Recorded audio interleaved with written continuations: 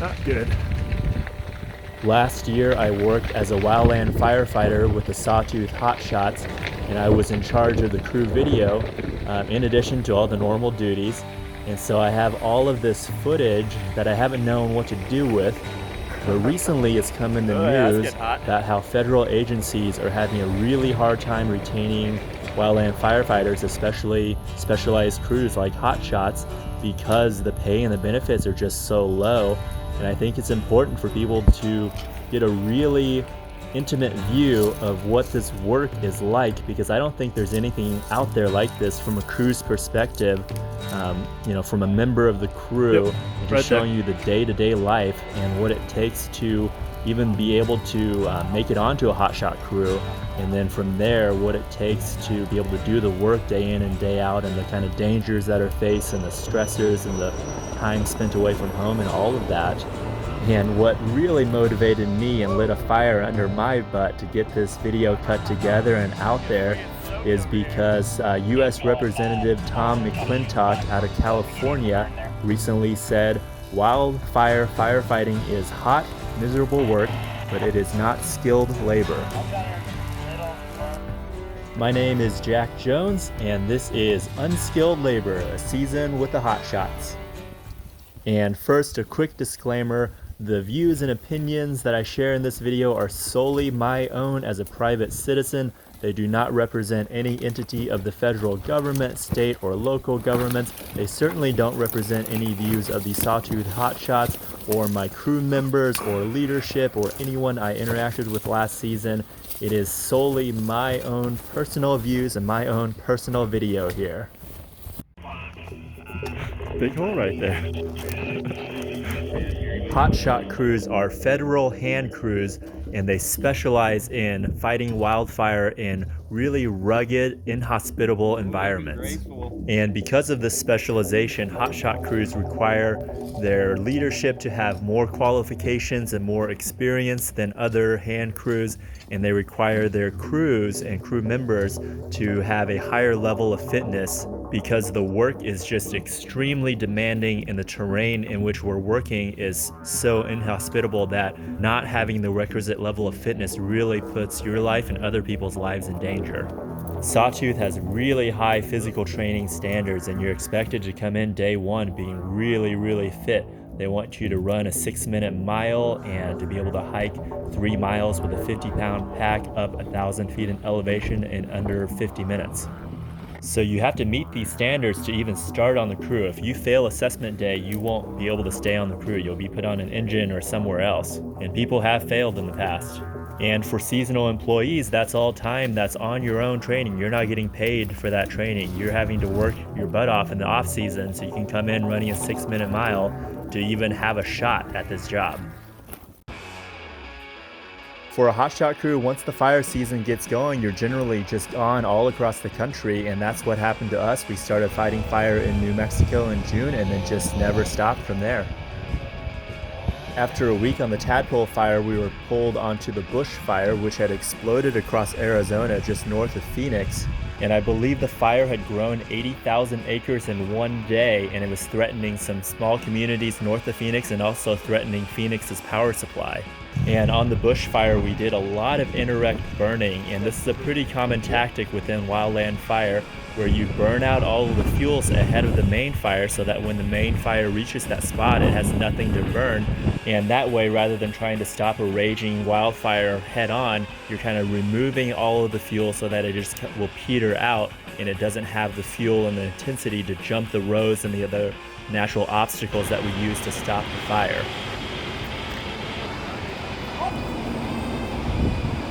What I remember from this role is, one, just how hot it was. Working out there in the Arizona heat with 100 degrees, 110 degrees with your full pack and just everything on with the fire next to you is just so incredibly hot, and there's just absolutely no shade in the desert, so that was kind of terrible. And the other thing was how late we stayed up burning. Just every night it seemed like it was up until midnight, 1, 2 a.m., and then you're back up the next morning working again. I believe we spent 15 or 16 days out in New Mexico and Arizona, including our travel days, and then we had 2 days off, and then it was right back out again. Firefighters will work very closely with aircraft, and what will happen is the guys on the ground will help direct the helicopters and the aircraft dropping retardant. And you're not trying to put out the fire with the water. What you're doing is using those bucket drops to cool off the edge of the fire so that then firefighters can get in there and cut in line. And cutting in line is what really stops that fire. You're removing the fuel, and so that there's nothing for the fire to burn when you get up there. But if the fire is too hot, you just can't get close enough to be able to do that, and that's why bucket drops are so helpful. And the retardant is used in a similar way. It'll be dropped in front of the fire, and depending on the conditions, once the fire reaches that retardant line, it will stop burning. But if it's too hot or too dry, it can just sometimes rip right through the retardant line. So it really depends on conditions.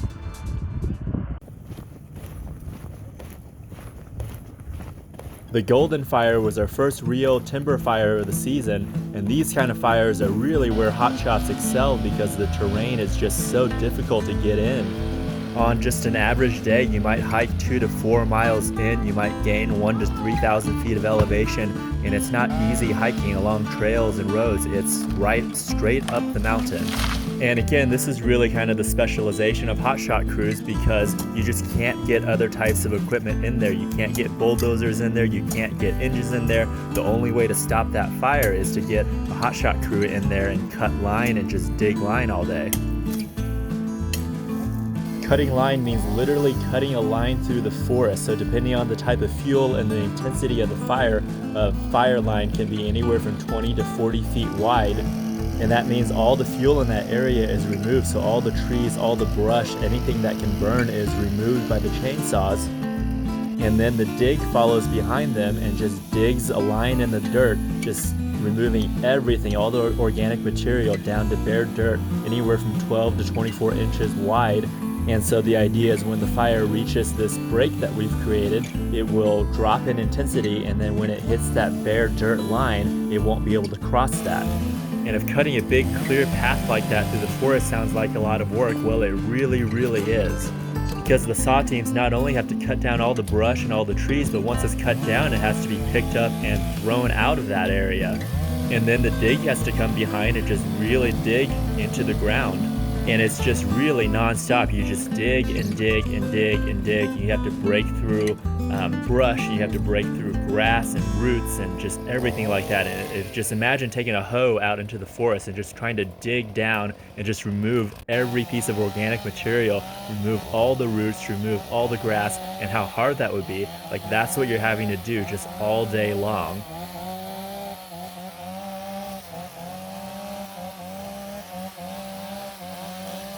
And that's why the fitness standards are so high, because this is really an extreme endurance event, and you simply can't keep up with the workload unless you are at an extreme level of physical fitness. And if you're not, you won't be able to keep up with the work, and you'll probably get injured, and you'll go down as a heat casualty or some other sort of injury, and it's just really dangerous for everyone involved.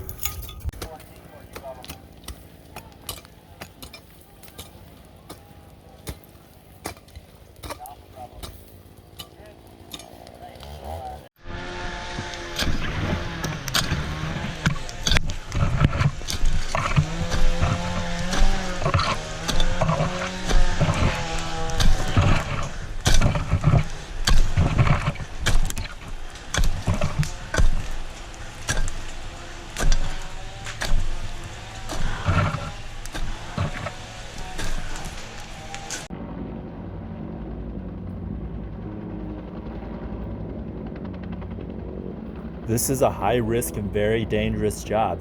You're working with chainsaws and sharp tools, you're working around hazard and fire-weakened trees, you're inhaling a tremendous amount of smoke over the course of a season, and there's always the risk that fire weather conditions could change in an instant, and you could get entrapped very quickly. It's really hot.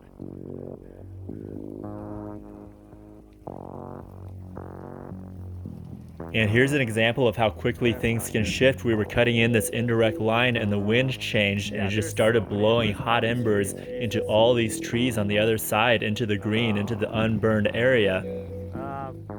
And it was just within a matter of minutes that this fire that we were able to go direct on just blew up, and we had to all back away and really think about, okay, if this comes at me, where am I gonna go? Where's a safe place? Where do I run to?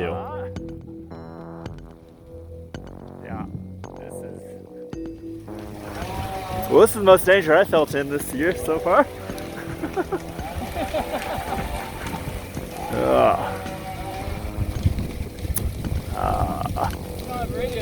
No radio. There's I think Cutler and somebody's up there, so people are aware. Yep. Which way? Probably. Get out of here! Yep. Let's move.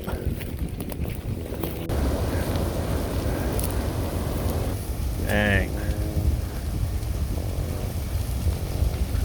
We were able to get it under control eventually with the help of some air assets, but it just completely wiped out that whole day's worth of work, and we had to spend the next several days chasing little spots from all the embers that it had thrown.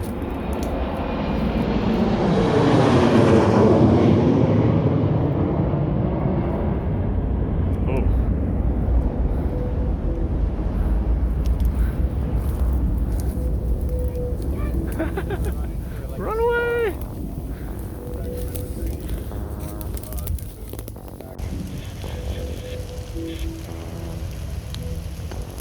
It is a really difficult job that comes with a lot of discomfort and a lot of misery, but you also do get to see some really interesting things. Wildfire has this brutal beauty to it, and just being able to be out there in the middle of the mountains and put fire on the ground and see it take off through the forest is really a unique experience, and one that I'm really glad I got to experience.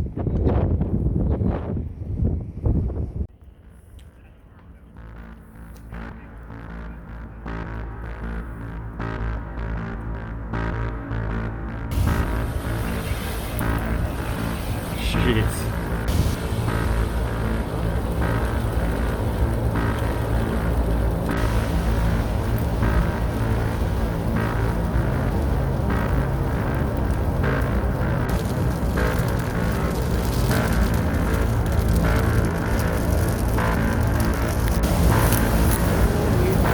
Jeez. Still hot over here. Yeah, you got it, Max.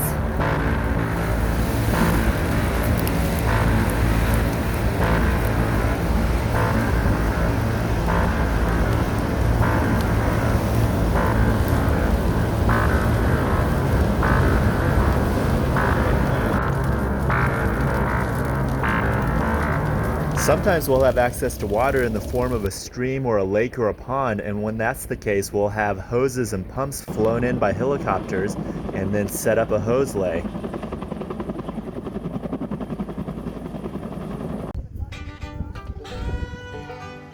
In wildland fire, water isn't used to put out the fire. We just don't have enough volume or enough pressure or just enough water, period, to put out the fire. Once we have the fire contained and a fire line cut around the fire, then we'll use the water to go in and help us mop up. The goal of Mop Up is to remove any chance for the fire to spread across the line, and that's where we've cut and dug the line, and that's where the fire has stopped. And so now when that fire has been stopped, we go back through and remove any potential for the fire to spread back across the line. And it's really, really tedious work, and nobody likes it.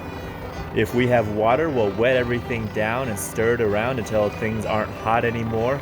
And if we don't have water, we'll still use our tools to break things apart and to open up the ground and to open up all the fire so that the heat can escape more quickly and everything can burn down more quickly. In order to find the heat that needs to be worked on, we have to literally go through and just touch everything, because you can't rely on looking for smoke or other signals. There's lots of heat that's just hidden around, and so you have to just go through and just touch everything. And that's why nobody likes Mop Up, because it is just tedious in the extreme.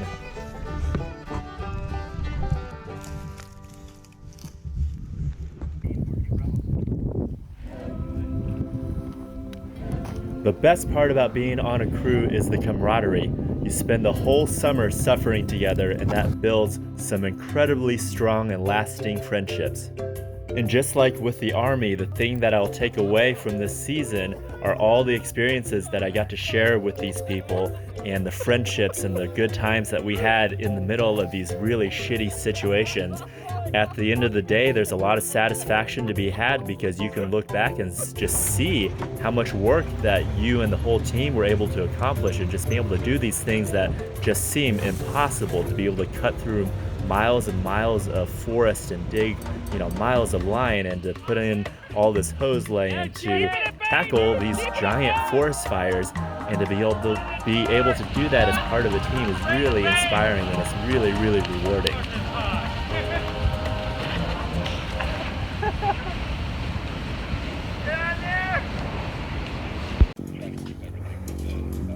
Getting a little bit sketchy. Fire's coming down the canyon right at us.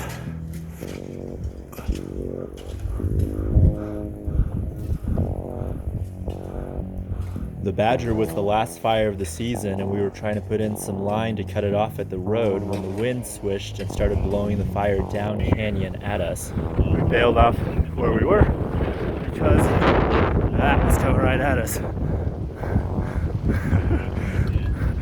It's like 100 yards from where we were.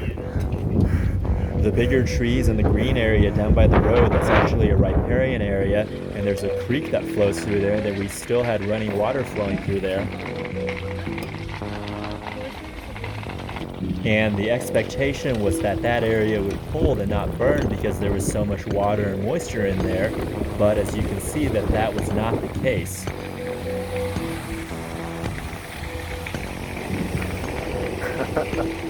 Oh yeah, that's getting hot.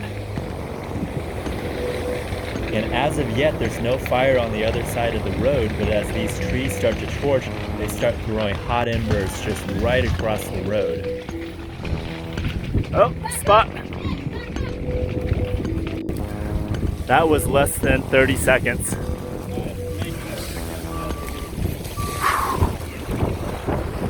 Jesus.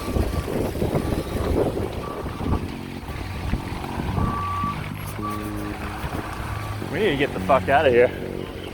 Where the truck's at? Once that fire crossed the road, we were in a really bad position because now there's fire on both sides of the road and the wind is blowing down canyon right at us. Yeah, these fields are too close to us on this road. And you can see just how quickly that fire spreads, and that road is not wide enough to be safe. If we stayed on that road, we would get burnt up. Luckily, some of the other crew were able to move through the black and get to our trucks and drive them down the road to pick us up. That's crazy. One spot and then the whole hillside. And apparently they had to just drive through a wall of flame, which I'm kind of mad that they didn't get any video of that. But I always think back to this day and think how close things could have been, because without those trucks picking us up, we would have had to run for our lives down that highway as the flames roared on towards us.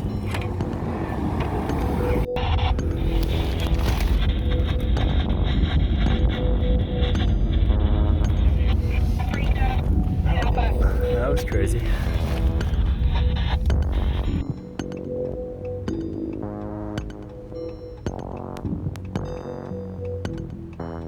After pulling everyone out to safety, we regrouped and came up with a new plan, which was to put some fire on the ground and just burn out around all of these structures, which are now threatened by the fire coming out of the Rock Creek Canyon.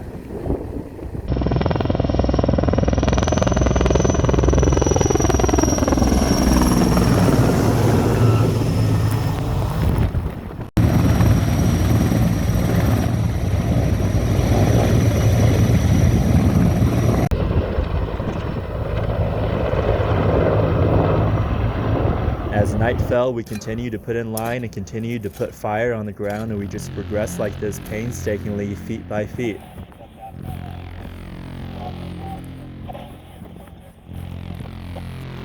On late nights like this, there's no set time to eat dinner. You just grab some MREs whenever you have a chance, and that's dinner. When we burn like this, we'll be split up into burners and holders. Generally, there might be anywhere from 3 to 6 burners. They use drip torches, which use a mix of gasoline and diesel, and it just drips fire onto the ground. And the holder's job is to follow along behind the burners and make sure nothing crosses the line. All it takes is one ember to get into the green, and then you could lose that fire.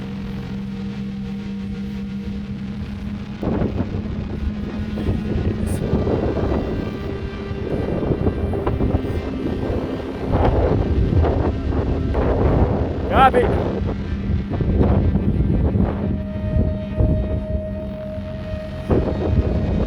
After we stopped the fires, advanced toward the population center, we started cold trailing all the way up into the mountains. So the fire had stopped burning, and we were just going along the edge of the burned area to make sure that there was nothing hot there that could spark up and spread the fire some more. So we had climbed up and over a ridge for a couple of thousand feet of gain, and now we're going back down into that valley, just following the fire's edge and climbing back up and over the top of that again. And I think that day we did like 8 or 10 miles of cold trailing.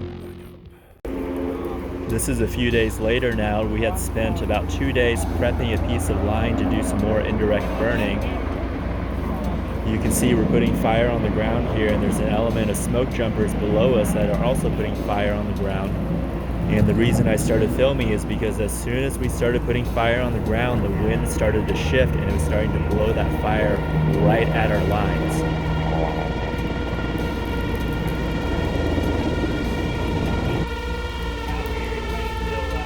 It was within 5 minutes of the wind shift that trees started torching and we started getting hot embers all across our line.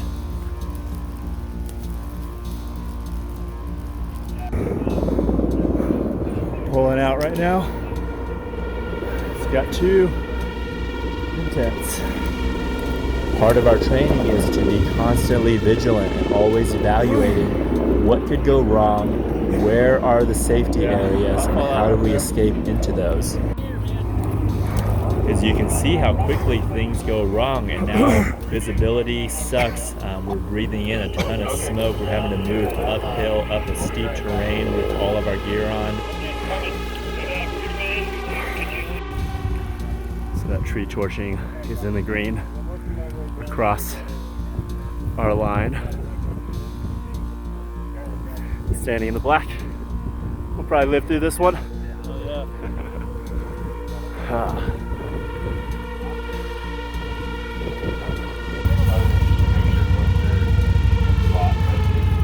All of that was green 30 minutes ago.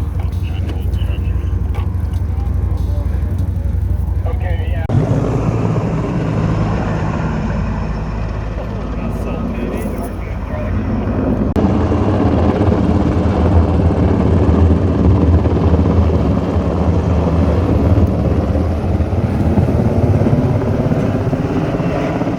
By the end of our season, we had worked over 1,000 hours of overtime, and we had been away from home for 4.5 months. The roles were relentless and continuous. We would be on a fire for 14 days, and then we would have 2 days off, and then be gone on another fire for 14 days, and it was like that for the entire summer. What you'll notice at the end of a season is just how everyone has this hacking cough, and when you're going to bed at night, you'll just hear people wheezing and coughing. And so I hope this documentary can illuminate a little bit on what life is like for wildland firefighters out there. And I hope you can see how absurd it is that the federal government is asking people to do this type of work for under $15 an hour base pay. Wildland firefighters should be compensated for the high levels of risk that they incur every day on this job. They should be compensated for the damage done to their bodies from this job.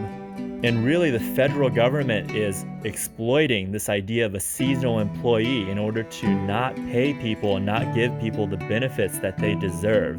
So really, is it a surprise that they're having trouble retaining firefighters?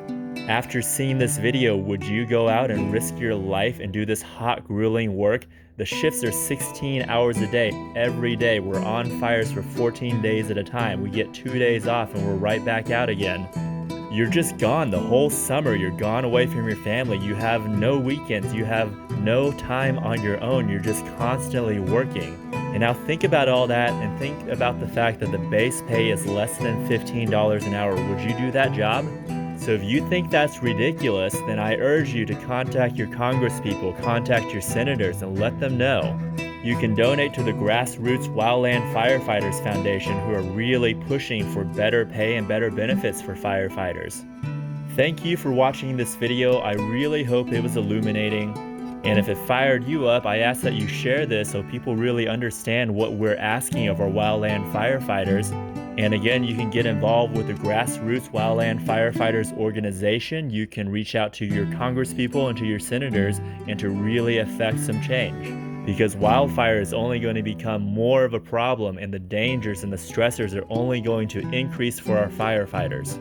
Thanks again, and stay safe, everybody.